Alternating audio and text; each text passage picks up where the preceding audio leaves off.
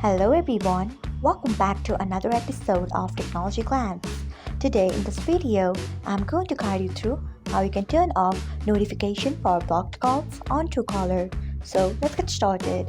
Firstly, open Truecaller app in your device, then tap on three dots icon.